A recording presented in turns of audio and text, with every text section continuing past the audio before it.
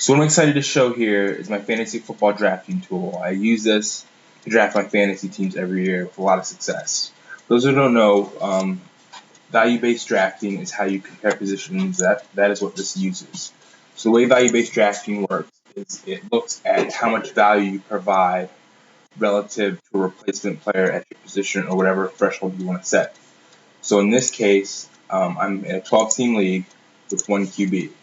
So if you look here, the the QB at that point is Andrew Luck. He's 12 ranked, so his value-based points are basically 0. But Aaron Rodgers is going to score 78 more points than him, so that's how valuable Aaron Rodgers is. As opposed to Adrian Peterson, who is 146 points better, the 36th best running back. This league has flexes, which is why I go to 36 running backs. So as you can see, that's how you get these points. So even though Aaron Rodgers, where is it right here, they have the most points, he doesn't have the most value-based points, so he's only 13th. So the thing I added to this is essentially value-based drafting only really matters in terms of the tiers and the order people are taken. So if there's a run on running backs, then the drop-off in the value added is significantly different compared to quarterbacks or wide receivers. So what I have here is a projected draft order. I use ESPN's rankings and say, this is what I think the order people will draft in. When I draft Yahoo, I use Yahoo and say their ADP is what I'm using. So that's what. So what this does is it tells me, hey, in the first 10 picks, 11 picks, I expect it all to be running backs. So given that, I need to be aware that by the time I'm drafting my next position, this is what's available. And so that's what this does. So the difference, if I'm pick 8, there's 8 picks between when I'm picking in the first round and I'm picking in the second round. And then 14 picks between when I'm picking in the second round and the third round.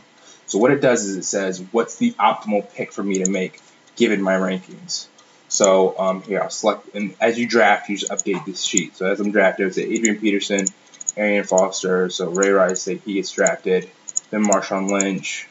I'll do exactly as ESPN's projecting. Then Doug Martin, Jamal Charles, and then C.J. Spiller. So even though I have LaShawn McCoy ranked this high, the biggest drop-off is in wide receivers. Because it's projecting a lot more. I guess it's the difference between Calvin Johnson and the next best is bigger than the difference between LaShawn McCoy and whoever that running back is that's projected to be taken. So this is what I use in order to do my fantasy drafts. And then when it's the next round, I use this area to figure out what position to take next. And it's really helpful too because you can filter out the positions. If I don't want to show tight ends, I say no tight ends.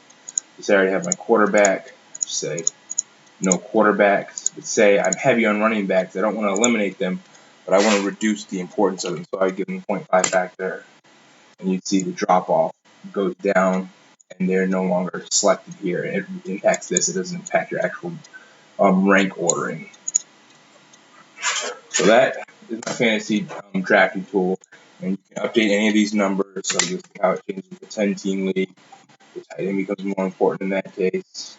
So this is a really cool tool I use, and the good thing is you can adjust any rankings right here for any player. So if I think Tom Brady is going to be better than Drew Brees, let's say I would increase his score by 10%, then he'd be the best quarterback available. Say I did 5%, now I have him higher than Drew Brees. So you can adjust rankings and customize the rankings any way you want. As information comes in, you just make adjustments, which is really important. I think I had Crabtree in here at one point, and I just put like a negative 100% to get him completely off the board. And you can do that really easily. Update your draft projections for the league you're in. You have cheat sheets, so if you want to create something and print it, say I want to see only the running backs, you could create this and then print, hey, these are all the running backs I see. So this is my draft tool, really cool, really helpful, and make sure you get the best team you possibly can given what you believe each player will score in a different season. Thanks.